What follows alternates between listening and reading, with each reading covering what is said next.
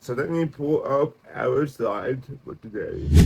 Another year, another pile, numbers stacked up mile by mile. It's time to sit, reflect, and add. Doing taxes ain't so bad.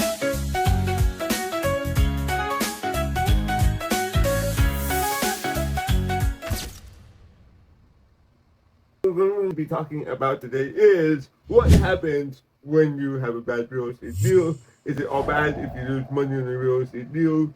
Is there a silver lining to all this?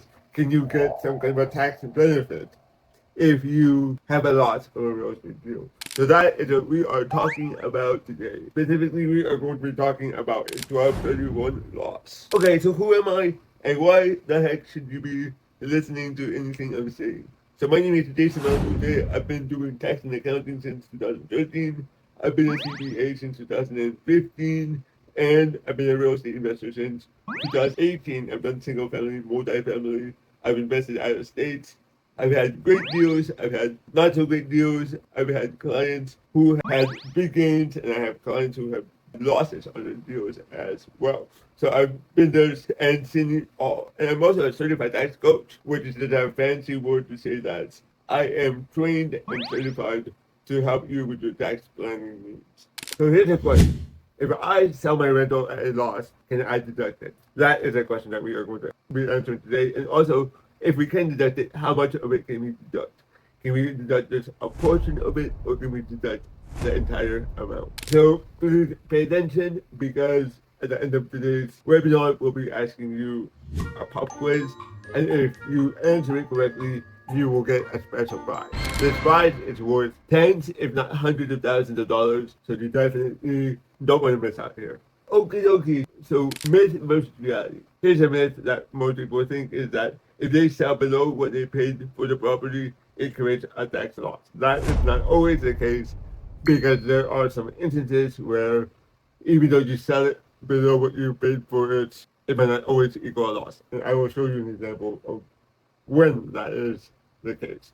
Because remember, the gain or the loss is not based on the cost of the property, but rather the adjusted basis. So it's the cost minus certain adjustments, which we are going to be talking about in a few seconds here. So remember, gain or loss results from proceeds minus adjusted basis, not the cost of the property. So what are the adjustments to adjusted basis? So it's purchase price plus improvements plus certain closing costs minus accumulated depreciation.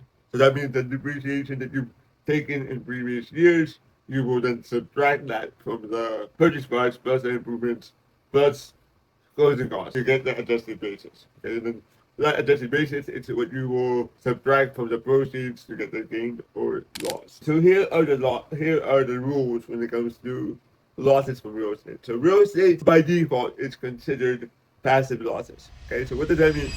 Passive losses can only offset active income. So not unless you qualify for real estate professional or other tax exemptions or rules, then what's going to happen is that those passive losses from your rentals can only offset other passive income, aka you cannot offset your W-2 income or your active business income with passive losses normally, unless you, for example, qualify under real estate professional.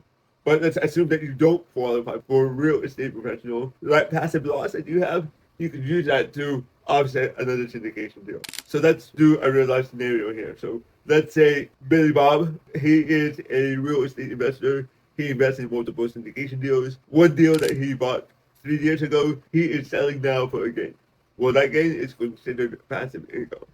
Then what he could do as part of tax planning is he could find another syndication opportunity where they are doing bonus depreciation, cost segregation. That is going to result into a loss, a passive loss. And then that passive loss can help offset that passive income from the sale of the syndication deal that he was a part of. That's what this slide talks about.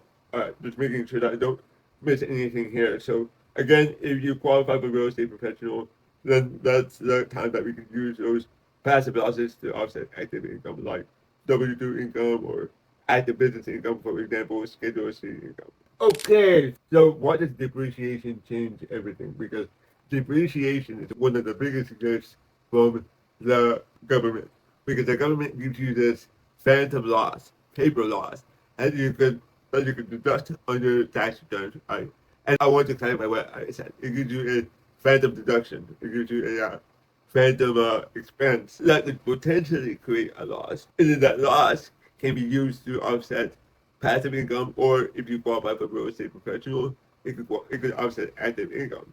So you could have a loss on paper, but still be profitable in real life. The not so great thing about depreciation that people don't talk about is that when you sell the property, you need to pay depreciation recapture up to 25%. So what does that mean? So that means that if your tax rate is lower than 25%, then you'd only pay that rate. You wouldn't have to pay the full 25% for depreciation recapture. That's something that a lot of investors and CPAs get confused on.